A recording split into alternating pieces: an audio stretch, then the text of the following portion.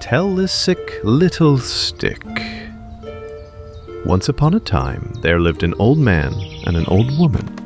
They had no children and no one to look after them in their old age, and this made them very sad indeed.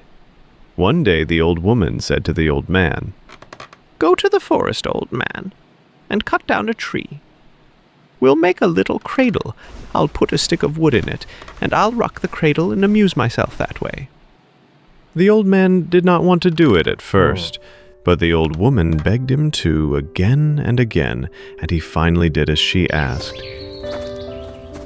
He went to the forest, cut down a tree, and made a cradle out of it. And the old woman put a stick of wood in the cradle and began rocking it, singing as she did so. "Little stick, sleep soundly do, and I'll cook some mush for you. Just enough for you to eat and to feed your hands and feet. Just enough for you to eat and to feed your hands and feet." And she went on rocking the cradle till it was evening and time to go to bed. On the following morning, when the old man and the old woman rose, they looked in the cradle, and lo, instead of the stick of wood, there was a little boy there. This made them so happy as words cannot say. They now had a son, and they called him Telesik, little stick. Telesik, little stick grew very fast, and he became so handsome that the old man and old woman could not take their eyes off him. One day, when Telesik was a grown lad, he said to the old man, "Make me a boat of gold and an oar of silver, father. I will catch fish and feed both mother and you." The old man made a golden boat and a silver oar. He let the boat down into the water, and Telesik went rowing along, catching fish. He spent most of his time on the water. He would catch some fish and give them to the old man and old woman, and then he would go rowing again. And the old woman brought him food for him to eat in the boat.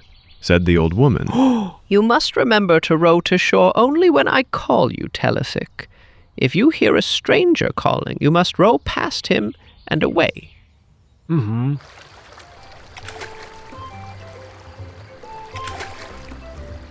One day she cooked Telesik some food, brought it to the river shore, and called. "Telesik, little stick, come and be quick. I have brought you some food and some water to drink." Telesik heard her and cried, "Move, golden boat, row, silver oar, my mother is waiting for me on the shore." He made for the shore, pulled in, had his food and drink, and giving his boat a push with his silver oar, made off again to catch fish. Now a snake heard his mother calling to Telesik. She crawled out onto the shore and called in her harsh voice, "Telesik, little stick, come and be quick. I have brought you some food and some water to drink." But Telesik was not easy to trick. "That is not my mother's voice," he said to himself, and called out loudly, "Move, golden boat, row, silver oar, carry me farther away from the shore." He swung his oar, and the boat moved off, and the snake waited on the shore for a while, and then crawled away. After a time, Telesik's mother made him some dinner, took it to the river shore, and called, "Telesik, little stick, come and be quick. I have brought you some food and some water to drink." Telesik heard her and cried, "Move, golden boat, row, silver oar.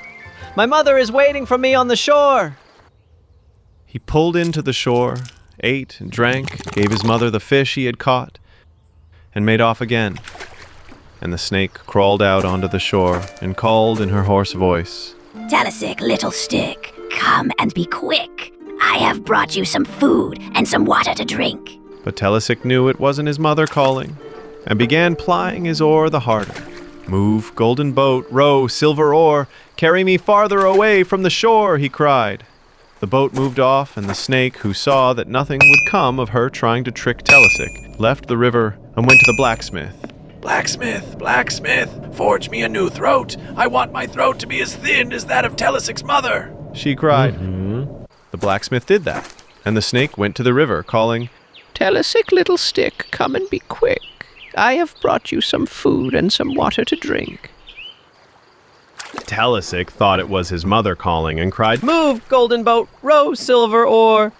My mother is waiting for me on the shore. He pulled in to the shore, and the snake seized him and carried him off to her house. "Open the door, Olenka, little snake," she called. Olenka opened the door, and the snake came inside. "Olenka, little snake, heat the oven, make it so hot that the bricks will come rolling out of it, and roast Telesik for me.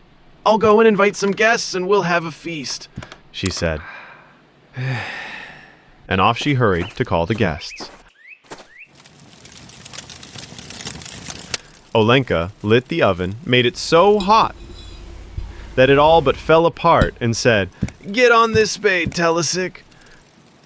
"I don't know how to do it," Telesik said. "Sit down on it."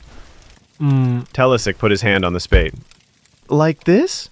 "No, didn't you hear me? You must sit on it." "Like this?" Telesik put his head on the spade. "No." "Like this, then?" And he put his leg on the spade. "No, silly." "Well, then show me how to do it." "You must show me how."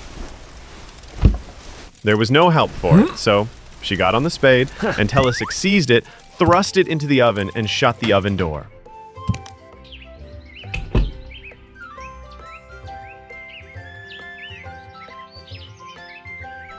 Then he left the hut, climbed a tall sycamore tree, and waited.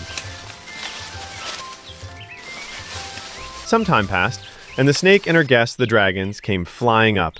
"Olenka, little snake, open the door," she called. The door remained closed. "Olenka, little snake, where are you? Open the door." But Olenka did not reply. "A plague on that young one. She must have gone off somewhere," cried the snake. She unlocked the door, let in her guests, and seated them round the table. Then she took the roast out of the oven, and thinking it was Telesik, she and her guests set to eating it. They ate their fill, came out into the yard, and lay down on the grass. "We'll lie on the grass and roll on it, for we made a good meal of little Telesik," they cried. And Telesik called from the top of the tree, "Yes, lie on the grass and roll on it, for you made a good meal of little Olenka." They heard him, but could not make out who it was calling, and cried again, "We'll lie on the grass and roll on it, for we made a good meal of little Telesik." And Telesik called, "Yes, lie on the grass and roll on it, for you made a good meal of little Olenka."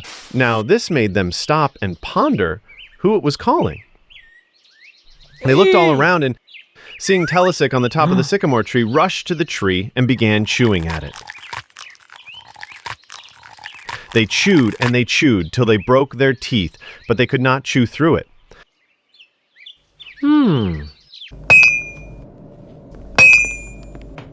So they ran to a blacksmith and said, "Blacksmith, blacksmith, forge us teeth strong enough to chew through a sycamore tree." The blacksmith forged them teeth of metal, and they chewed away at the tree again. They had nearly chewed through it when all of a sudden, who should come flying by but a flock of geese?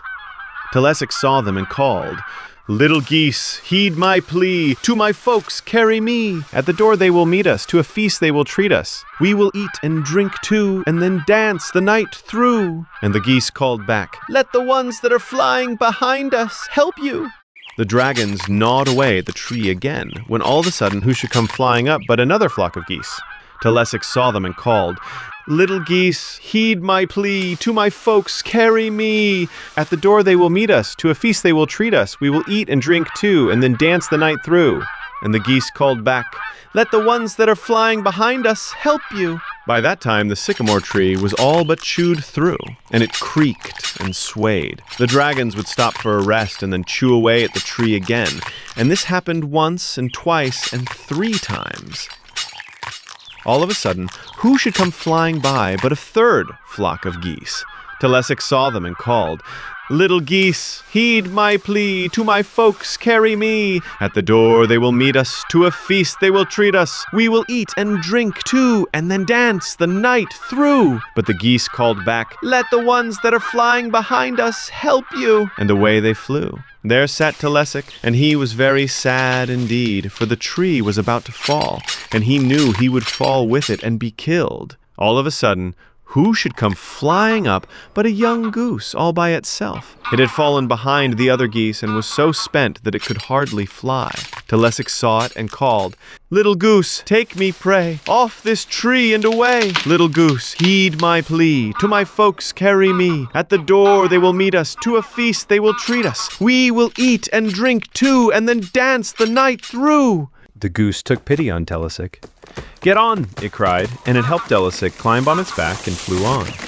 So tired was the poor thing that it could only fly very low, and the dragons went after it and tried to seize Telesik, but though they tried very hard, they could not do it and soon gave up.